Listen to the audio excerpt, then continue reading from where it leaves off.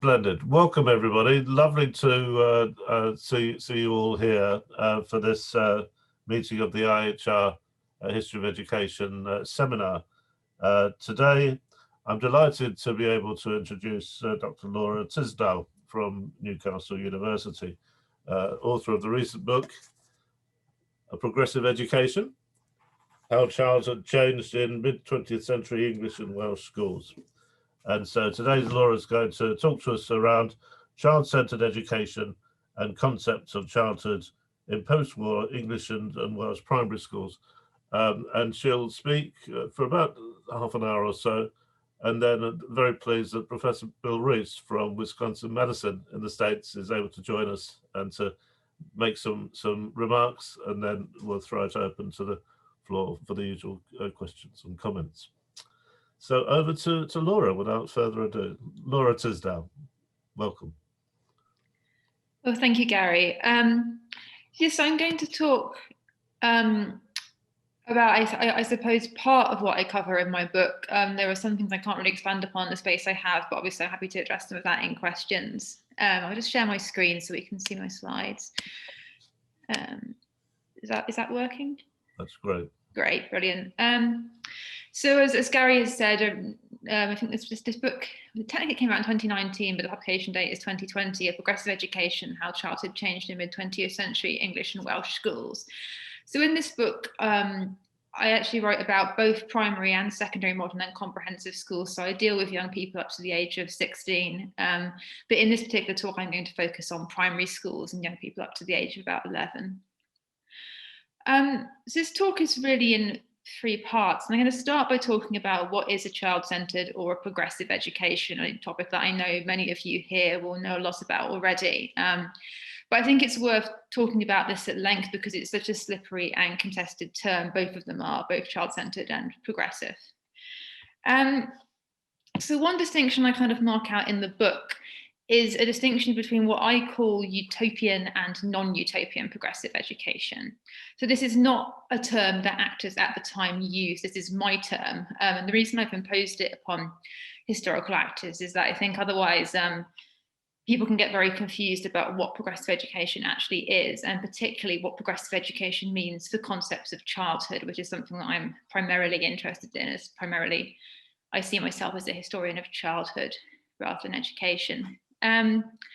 So utopian progressivism, obviously these are just kind of rough groupings, and the people within these groups obviously differ within themselves. When I say utopian progressivism, I'm thinking of people like A.S. Neal and Summerhill, and this idea that the purpose of education is to free children from adult assumptions and values, that the purpose of education is to set children free so they can grow up to create a new kind of world that is very different from the world that's gone before. And obviously, as other historians have argued, this really forms in the context of the experience of the First World War, whereas after such a serious loss of life, after such a futile loss of life, adults start thinking about how they can remake the world in a different way. And so what I think is really nice about utopian progressives, like Neil, is that they're not that interested in curriculum content or in child psychology. I mean, A.S. Neal said that he had no interest in how children learn. So obviously, as we know, he was quite interested in psychoanalysis, but not so much in educational psychology. So they're not really focused on curriculum or learning theory. What they're interested in really is freeing children from adult influence. So it's a kind of positive, it's a negative concept of freedom because it's about taking things away and allowing children to develop in their own ways. And part of the idea is that actually that the adult generation don't know very much about children or adolescents or what their potential could be, and will only find that out if they grow up in these specific conditions. So that's utopian progressivism. And then what I call non-utopian progressivism is perhaps what is more usually called progressivism, what is more mainstream, but a lot of works I think conflate these two things. So non-utopian progressivism is very interested in how children learn in curriculum and in child psychology. This is what I would sometimes call child-centered education. They're not exactly the same thing. I'll say a bit about that in a moment, but you could also use the term child-centered education here, I think. And so actually it's a completely different concept of childhood from that held by utopian progressives like A.S. Neal. Non-utopian progressives contend that children need guidance to become fully fledged adults. That actually it's the adult world that needs to guide and help these children to not just intellectual maturity, but eventually emotional and social maturity as well. So children are inadequate as they are. They don't have anything to teach the adult world. The adult world has to teach them. And that's where obviously child-centered ideas about how children learn, what interests children, how the curriculum should be shaped, come in for non-utopian progressives. And in the book, I basically argue that it's this form of progressive education that becomes dominant in England and Wales after the Second World War. That actually utopian progressivism is not that influential beyond a few private schools founded by people like A.S. Neal and Bertrand Russell and their ilk. I think another way to get at this idea of what is a progressive education, which is a term that all these actors use, but often use in different ways. Sorry, my Kindle's just frozen. I'm using as my notes. Is thinking about the way that the term progressive is used more broadly and politically in this period. So Emily Robinson's work on the language of progressive politics, I think, is really helpful here. So she basically says in her book that to be progressive is to be forward-looking. So she says, to be progressive is to anticipate the future, and in doing so, it is to bring that future into being. So to be progressive is to be always moving forward. And I think, as Robinson argues, and as I argue in my book, what's another really important thing to bear in mind about progressive education is it's not a permissive education, and it's not associated with left-wing politics or parties for most, if not all, of this period. So I think some of the backlash against progressive education in the 70s frames it in this way, but I think that's a false framing. It's not necessarily about being easy on kids or giving them genuine freedom in the classroom. It's often used as the way to associate oneself with what's called modern methods, or in opposition to what's called a traditional education. But again, as I argue in the book, this is kind of a false enemy in that there's not a really organised body of thought that puts forward or advocates for a traditional formal education in state education in England and Wales in this period. Progressives in this period also use the term child-centered, as I'm sure many of us are familiar with. They're often used interchangeably, but insofar as they can be disentangled, I would suggest that child-centered denotes a kind of set of pedagogical practices, so how you teach and what you teach, whereas progressive, as I've kind of suggested already, is more of an attitude of mind. And often the difference between the two doesn't matter, but when it does, it kind of starts to expose the tensions within the progressive programme for education in post-war English and Welsh primary schools. So as I've suggested, to be a progressive meant constantly pursuing innovation in education, to be constantly moving forward. So this meant that methods that were deemed progressive in the 40s could be seen as outdated by the 1970s. I talk a bit about this in the book and with the example of the child-centered classroom. So the ideal classroom really changes in this period from what was seen as ideal in the 40s, is seen as outdated by the 70s. And this obviously also makes the term child-centered difficult to pin down because it's not consistently associated with one set of teaching methods or with one particular view of the curriculum. I tend to define it, like many people do, as a education that believes the curriculum should be shaped around the needs of the individual child. But in practice, I found in my research that child-centered educationalists in England and Wales in this period also wanted the curriculum and teaching practice to be informed by research about the way that children learn. The idea that education should be shaped around children's natural interests. And again, this comes into a lot of historical definitions of child-centered education put forward by other historians as well. And I think this introduces this really obvious tension into child-centered education. So on one hand, it wants to direct education towards the needs of the individual. But at the same time, it thinks there are these bigger concepts about the way children of different ages learn best and what they're naturally interested in. So at that point, you start thinking about and generalizing about children in groups, particularly in groups defined by their chronological age, rather than thinking about children truly as individuals.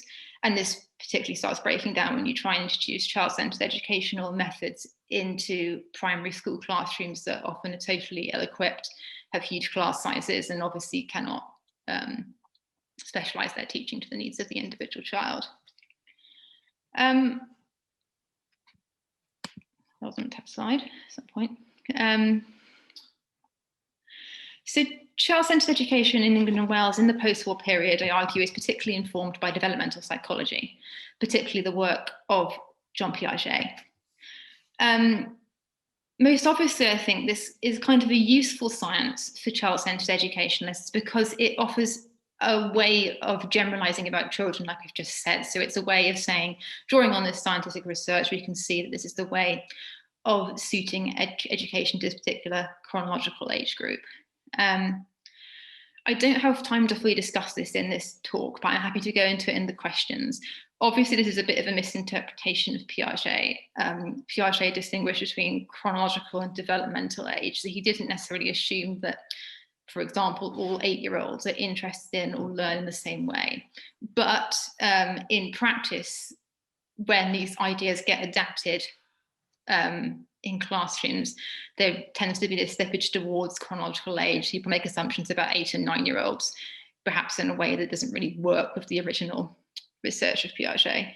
And this particularly happens in the English and Welsh system because of the increasing importance placed on chronological age by school reorganisation after the 1944 Education Act.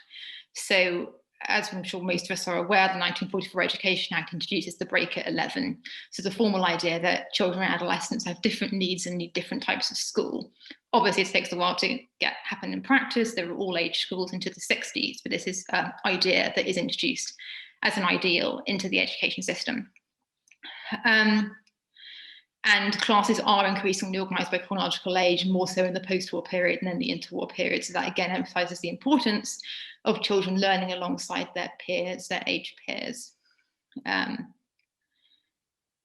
So I argue in the book, child-centered education shaped new concepts of childhood. It segmented childhood, adolescence, and adulthood much more clearly from each other and divided them further into developmental stages linked to chronological age. And the effect, I think, of this, so it's not that obviously the concepts of age stage were used before. They're used by G. Stanley Hall, for example, in the late 19th century. But this new focus on children's cognitive abilities, their empathy, the way that they think is being fundamentally different from adults, positions them as fundamentally immature related to their stage of development. So this is a break, I think, with interwar models of development, which present it as much more smooth and continuous rather than discontinuous like this. And often interwar models link this to the gradual acquisition of experience rather than suggesting primary school children are innately incapable of, for example, reasoning logically. Again, this is something I don't have a huge amount of time to go into in this talk, but teachers aren't necessarily on board with these ideas. Often they resist them. They don't like new child-centered ideas of education. They're not that keen. They see it as a challenge to their own experience gained through expertise in the classroom. I argue these ideas are spearheaded more by the National Inspectorate, by HMIs, and by progressive head teachers and through refresher courses. But what I do argue is actually the way that teachers acquire these ideas piecemeal and the way that their ideas of childhood are reshaped by teaching within a system that's much more linked to chronological age actually makes these ideas of childhood much more restrictive and limiting than would have been the case if they actually had been fully on board with the child-centered programme. They end up using this new language about childhood that they don't really understand. And so in the second bit of the talk, I'm just going to go on and talk about how this affected children in English and Welsh primary schools. So what happened when these ideas were put into practice. I think one big thing that happens with these new concepts of childhood is they form a new image of what the ideal primary school child should be in this period. And this is quite consistent across both teaching journals and teaching manuals, set texts and teacher training colleges across this period. So I'm talking here really about 7 to 11-year-olds. I don't really look at younger children. I think the story is different for younger children. I think with children who are much younger, the focus is more on psychoanalysis. I'm really talking about psychology, developmental psychology. Thinking about 7 to 11-year-olds, they're now portrayed as naturally sociable, gregarious, practical, interested in hands-on activities, making and collecting things. A lot of texts dub this the age of the gang because of these characteristics. They're expected to work best in groups. They're seen as abnormal if they prefer to work alone. And we can see examples if you look at the kind of documents that are used in school to assess the development of this age group. In Circular 151, which was issued by the Ministry of Education in 1947, which is about which was giving teachers guidance on how to complete school record cards for pupils of this age. Children are marked on their sociability, how far they work with others, or how far they seem happier alone. Good qualities included being adventurous and independent. Bad qualities are being over-submissive, timid, or anxious. And you can also see this shift in inspectors' reports on primary schools. And this also indicates a strong influence of child-centred ideas among HMIs. And this is really clear if you look at interwar reports versus post-war reports. So from a Cambridgeshire inspector's report in Grantchester Primary School from the 1930s, the ideal pupil was summed up in this way. So this is a good report from a school in 1933. The discipline is good. The children are diligent, quiet in manner, and courteous. And this is quite typical. I looked for this book at several case study LEAs, Oxfordshire and the City of Oxford, Sheffield and Monmouthshire, and that's kind of how good children are described in the interwar period. By the post-war period, inspectors' expectations of the ideal pupil are very different. Good pupils are much more likely to be described as happy, friendly, and schools are assessed by how much freedom they give the pupils, and more freedom is seen as a good thing. I had a little diversion here, which I think is going to take up too much time, about egotistic. This is the term that Piaget uses, and when he uses it in a very specific sense. So to be cognitively egotistic means that you are incapable of understanding other people's point of view because you haven't got to that stage of development yet. Basically, this word gets really misused about primary school children, is used to assume that they're selfish or self-centered. And also really 7 to 11-year-olds are too old to be egotistic in Piaget's sense. He was really talking about children under 7. But I haven't got time to talk fully through that, I don't think, so I'll skip it. But basically for Piaget, being egotistic is not a moral failing, it's a cognitive one. So it doesn't really make sense to call someone selfish if they're egotistic, but this pops up a lot in teaching manuals. I have put an example on the slide. But essentially this goes back, I think, to this overall conception of primary school children, that they are focused on themselves and they're unable to become interested in things outside themselves or their immediate surroundings, and that defines how they engage with education. And you can see that in how the primary curriculum becomes shaped in the post-war years. So increasing interest in projects that focus on the local area, for example, things that are immediately around the children, because it's believed that's what will engage them.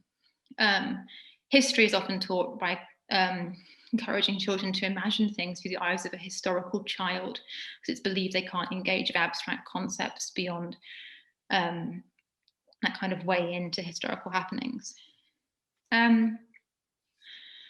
So how does this start to impact actual children? Rachel Sharp and Anthony Green carried out this interesting study at Mapledine Lane Junior Infant School in Birmingham in the late 1960s, and they were Marxist sociologists. They're really coming with particular ideas about class. This is a picture of the school more recently, but at that time was newly completed. It was built on a new local authority housing estate. And they observed 3 female teachers and how they interacted with the children. And 2 of them were very concerned with what they called the abnormality of the children in their classes, but they found it quite difficult to describe what this meant.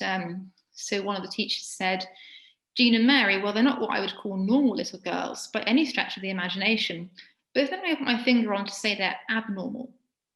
One of those 2 teachers also described another child called Michael as really odd, because he showed little interest in the activities that she expected him to enjoy, and he didn't seem to need the company of other children, although he sometimes did join groups. And she said, I can't make up my mind why he is so peculiar. And Sharp and Green suggest in their study that the problem here is basically that primary school children have been redefined as naturally interested, enthusiastic, and gregarious, and these children are not living up to these ideas of what children should be, and so hence they're pathological, they're abnormal children. And Sharp and Green say in their book, motivation and interest in the activities which the teacher approves of are necessary conditions of becoming defined as a successful pupil. And they also analyse this in class terms. These are middle class teachers dealing with predominantly working class pupils. And so this is also causing a mismatch between the teacher's expectations and the way these children were performing in childhood.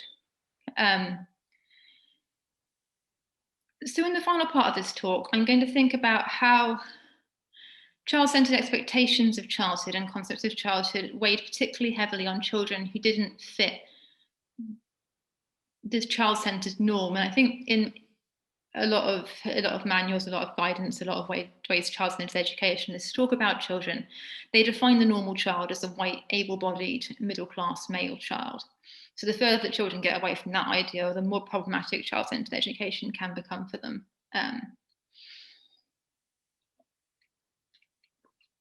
So I'm going to start by talking about gender.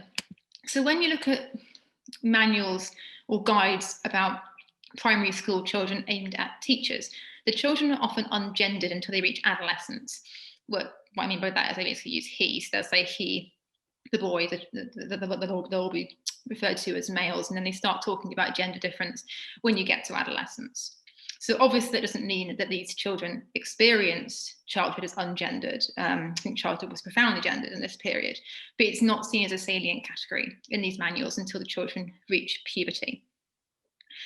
I think this poses particular problems for girls because gendered expectations of girls are often in tension with expectations of children imposed by child-centred education. So this is one of the most popular child-centred texts in this period, reprinted multiple times and set in a lot of teacher training curriculums, activity in the primary school by M.V. Daniel. And you can't really see it because this text is a bit small and it's not a great reproduction, but you've got groups of 7-year-old children during one of their 3 periods, the caption says. The little girls became interested in sewing and making dolls' clothes. The boys went to the office and played with tram tickets. Sometimes the boys were away from home and free, therefore, to carry on their own activities. So basically, there's this sense that children have natural interests, but the natural interests are very gendered. So it's natural for little girls to become interested in dolls and making dolls' clothes. It's natural for boys to be interested in working away from the home. So actually this older gendered language of what children are naturally interested in has become, I guess, reified by this new psychological language. This is actually good because it shows that child-centred education is working and appealing to the children.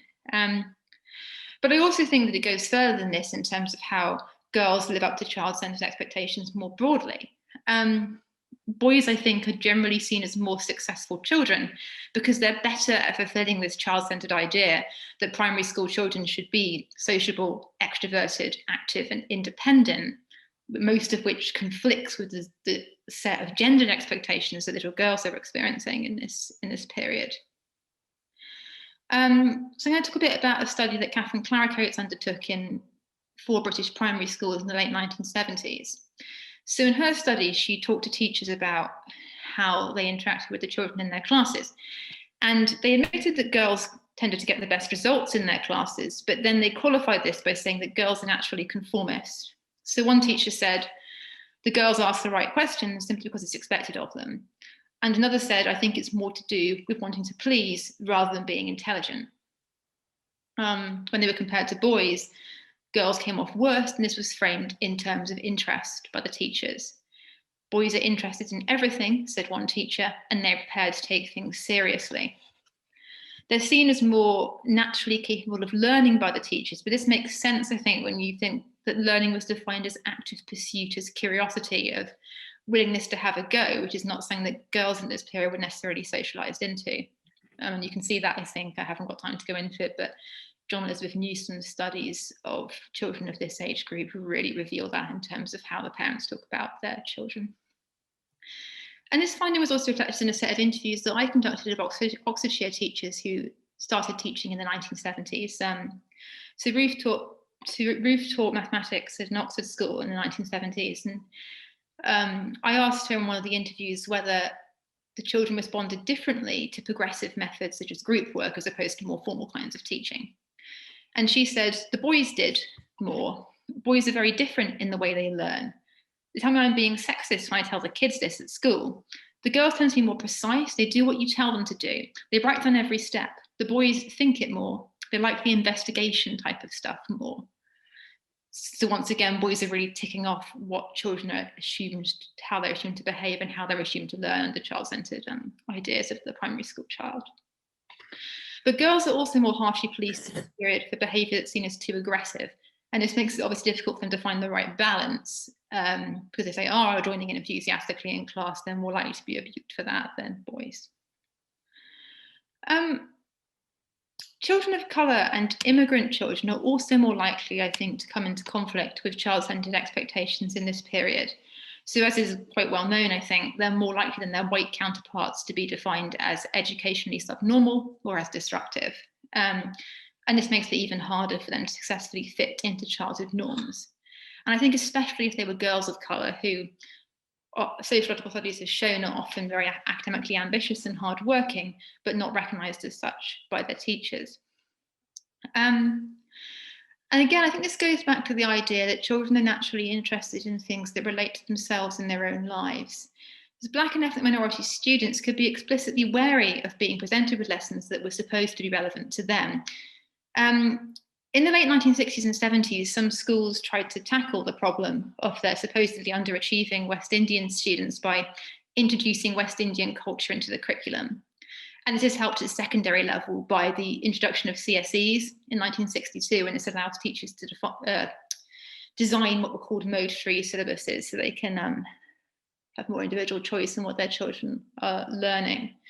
And it's backed by sociological research that suggests that Black and ethnic minority students felt alienated from school because it was so different from their own lives.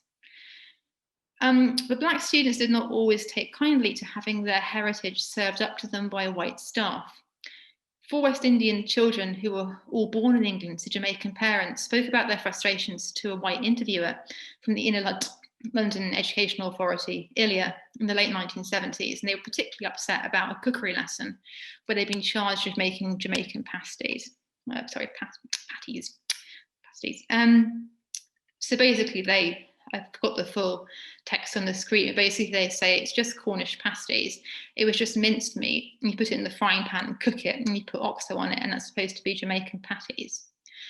And their complaint is the teacher actually didn't talk to them about having made Jamaican patties at home. She imposed the recipe on them, and it was also the only time where they actually got to make something that was related to what they might eat at home. More broadly speaking as well, researchers and campaigners who wanted to discuss problems of racism in school often ran up against the argument that children don't see race. So again, this goes back to the idea that children have different cognitive and empathetic capacities from adults. And because this idea that children are naturally non-racist, that they don't see race, teachers often argued that discussing race with them would have undesirable consequences. So one educational psychologist did some research in 1962 at North London Comprehensive School. He was researching ethnic prejudice among white adolescents, but he actually had to abandon this research because he had so much resistance from the staff he was working with. So I won't read out the full quote, but basically he says that the staff accused him of being destructive, coming and destroying what has taken us ages to build up, and she believed that this is the tolerant spirit they've been inculcating into the children. And basically he was told that by asking the children about these things, he was exciting or fanning racial hatred. And these experiences were not unique to this particular project, and the idea that children were naturally free of ethnic prejudice continually reoccurred in work on race relations in schools in the 60s and 70s. And this also came up in discussions of treatment of children with disabilities. So Elizabeth Anderson wrote this consideration of physically disabled children in both mainstream and special schools in 1973. And she basically suggested, using this quite familiar psychological language about how children form peer relationships, that it was the disabled child's fault if he or she was bullied. She wrote, He contributes to the unhealthy situation, and so she uses, like he, as Noor was, it's common in manuals in this period, by his negative self-valuation, his hostility towards others, by his unskilled and unrealistic behaviour, which may include either assertive aggressiveness or withdrawing non-contribution, and by his insensitive and defensive reception of feedback from others. So basically, the disabled child has to learn to fit in with peer groups that is so primarily important for children of this age group, rather than peers being told to stop bullying their disabled counterparts. But interestingly as well, that the opposing argument that children of this age are not capable of exercising true empathy, which goes back to some distorted readings of Piaget, is also put forward in relation to both racial prejudice and prejudice against those with disabilities. So overall, I would suggest child-centred education as practiced in English and Welsh post-war primary schools united modern developmental models of childhood with an older and more romantic image of the child as unspoiled and innocent, unable to discriminate against others or demonstrate deliberate malice. So children are free of prejudice at the same time as they're unable to show compassion. They naturally unite with each other in cooperative play, but they exclude those peers, and only those peers who don't live up to appropriate developmental standards. So children live in both a natural paradise and a Darwinian jungle. They're not able maturationally to demonstrate real empathy for each other, and yet they're somehow protected from the challenges of the real adult world. I basically argue that this concept of childhood is totally inadequate for any educational project that wanted to give children real freedom in the classroom, because it doesn't have any faith in children's own abilities. Radical children's rights movements, and just to conclude, radical children's rights movements in the 60s and 70s pick up on some of these problems with child-centred and progressive education, and argue this is not true freedom. They go back to some of the arguments put forward by non-utopian progressives like A.S. Neal. But ultimately, a sort of bigger level, but beyond these small movements, childhood itself as a problematic category was never actually challenged. So Matthew Thompson has argued, for example, that even radical campaigners that promoted listening to children's voices found it difficult to maintain their stance when, quote, it clashed with adult interests and a powerful social belief that children were fundamentally different to adults, which I think is part of the legacy of child-centred education, that it really establishes this belief across society. In short, these more radical ideas founder on the fundamental shift of ideas of childhood in England and Wales after the Second World War. And I would suggest this still forms the foundation of the way we think about children today. Children can't know what's best for them because they're cognitively and emotionally inferior to adults. And overall, these new ideas of childhood also reshape adulthood, because adulthood is formed in relation to childhood, and therefore reshape ideas in England and Wales of what it meant to be a healthy adult citizen. Thank you.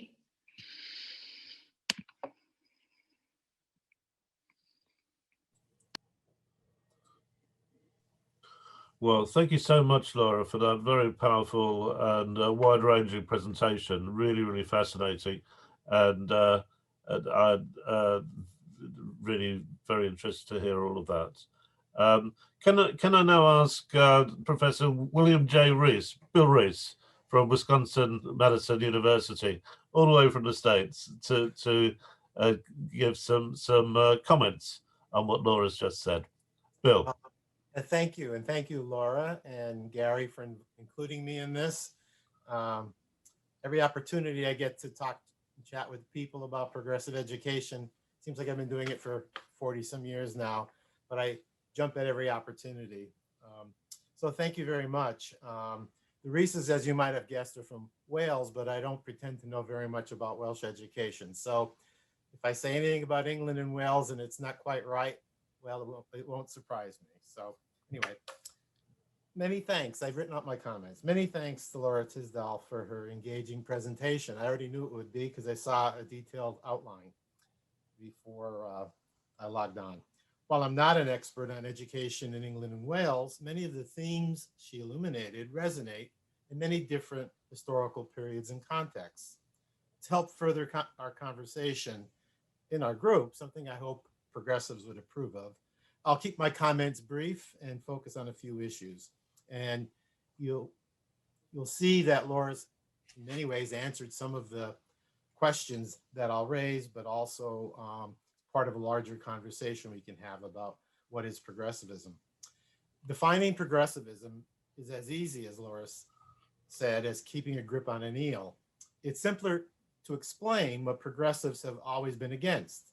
At the top of the list, opposition to an out-of-date traditional curriculum, opposition to teacher and adult-centered, to teacher and adult authority, opposition to classrooms that are only focused on textbooks, opposition to physical punishments, and to anything that blocks the personal and intellectual growth of the child, and I suppose emotional growth, depending on the progressive.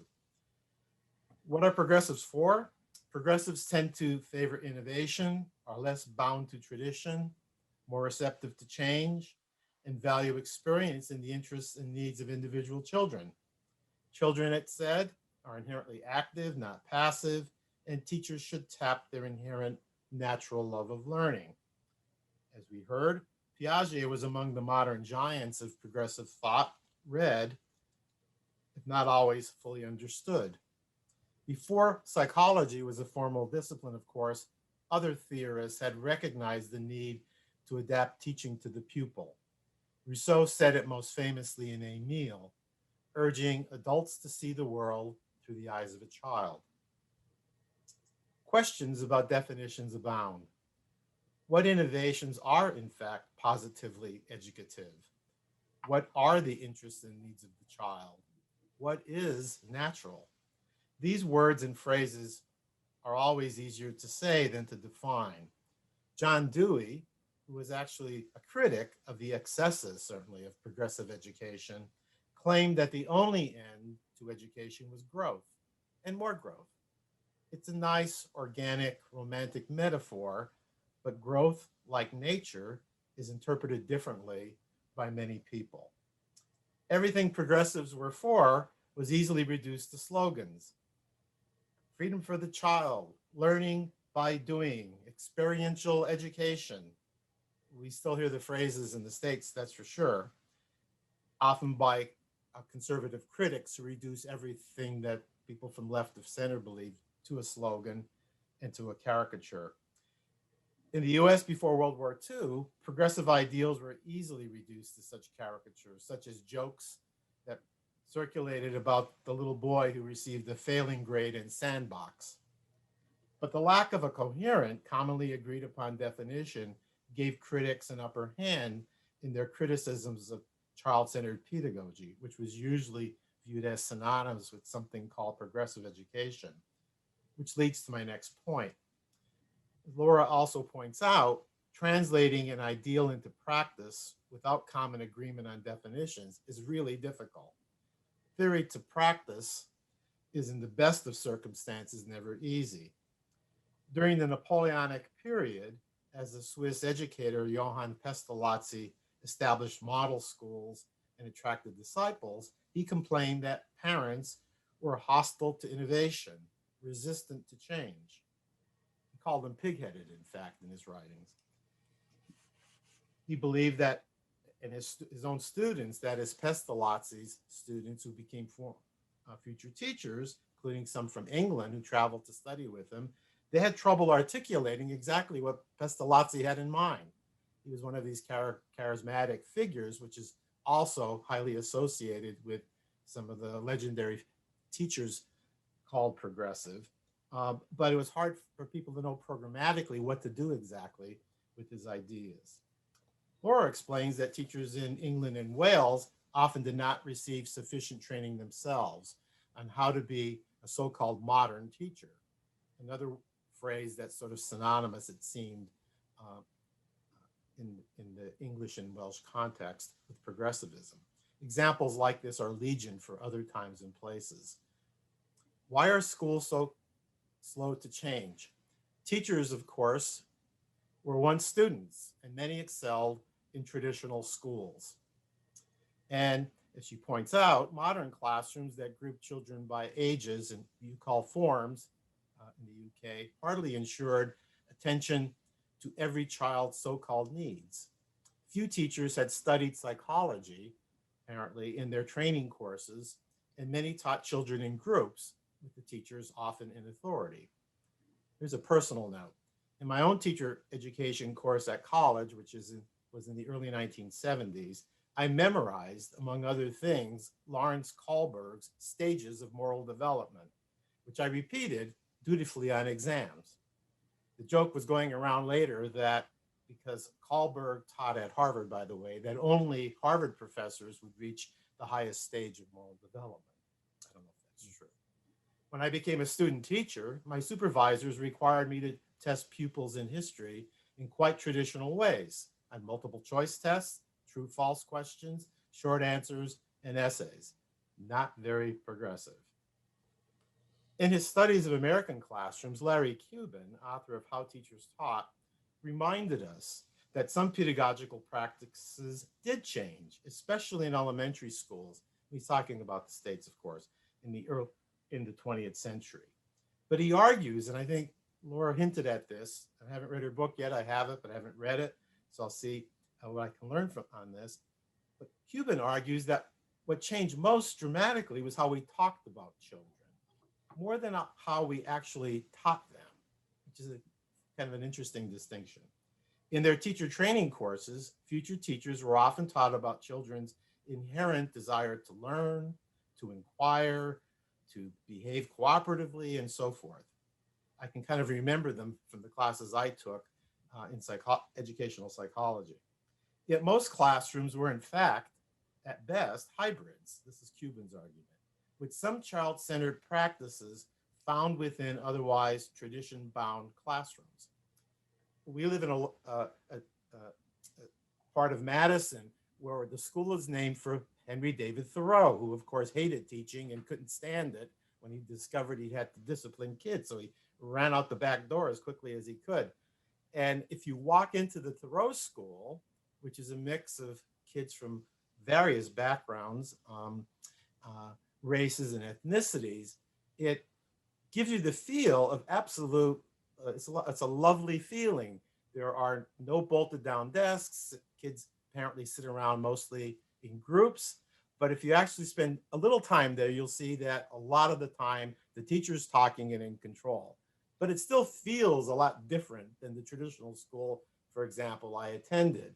And I think there's probably more other kinds of group and innovative teaching than I would have experienced when I was a child. And so it has a very good reputation, but you could be easily misled into thinking a revolution's going on in the classroom, which I suspect is not in terms of pedagogy.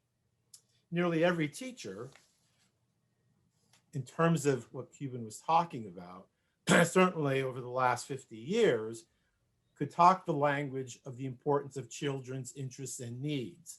But if you try to figure out what that actually means and then act on it, you can provide some clear answers, but not uniformly. I've pointed to two issues so far: the problem of forming a widely shared definition of progressive ed and the problem of translating theory to practice. Here's a third dilemma, which I thought about as I was looking over Laura's outline and then listening to her. In England and Wales, I'm assuming it's the school inspectors who are charged with evaluating the schools. They too wanted to encourage pupil growth. I'm sure if you asked them that, they'd say, why, of course, that's the point of a school, but likely didn't mean the same thing when the phrase was used by progressive theorists.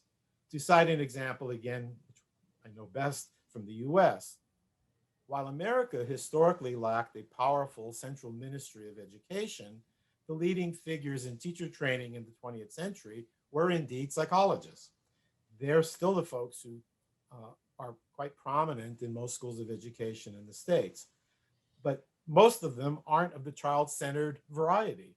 They emphasize the importance of measuring children's growth outright, but in standardized tests, with numerical scores, the final judge of the success of pupils, teachers, and schools. Like Gradgrind of old, they wanted school people to stick to the facts, measurable facts, and scores. I've emphasized the problem of defining progressive education, converting various child-centered norms to practice, And I tried to isolate a few of the multiple reasons so much instruction remained traditional and didactic. I'm not saying schools didn't change, but tradition is a very, very powerful impetus to keep things moving in familiar ways. Laura highlights many other important aspects of progressivism that echo across time and national borders. And so I found it very interesting to hear what she had to say, and I'm really looking forward to reading your book because all of these studies just enrich our sense about the history of childhood and history of education alike. The class, ethnic, and racial biases embedded in many progressive schools, for example, ran counter, she points out, to neutral claims about the periodic efforts to free, respect, excuse me, and to honor the individual child. I wasn't sure what Laura would focus on at the very end in terms of how schools actually changed. And I really enjoyed listening to what she had to say about the gender differences, which she noted in the outline I was able to look at. But I'd be curious about hearing from her more about, in the light of what Cuban and other people have said, where did we learn to talk differently about children? Where did we actually look at and are able as historians to identify how schools change because of these conversations that progressives continue to encourage in teacher training, certainly at the University of Wisconsin and everywhere else I've taught. Most students will come through our teacher training programs with an image, much in the way that Laura described it. It may be a generalized image about children, but it's always with the focus, except in the statistics courses they must take, on the kind of humane side, the soft side of progressive education. But as Laura pointed out, there are many kind of streams, pedagogical streams that people have dipped their toes into over the course of time. And the emphasis on testing, of course, has been something that in the States in particular, over the last generation, has certainly swamped the realities of schools. All the way down to, I've had colleagues who are experts in the economics of education of trying to identify precisely the value added test score results that come from studying with teacher A rather than teacher B. This is pretty far removed from the kind of romantic world that gave rise to the original progressives. So anyway, thank you very much, and thanks for including me. Fantastic. Thanks so much indeed, Bill. That's absolutely great.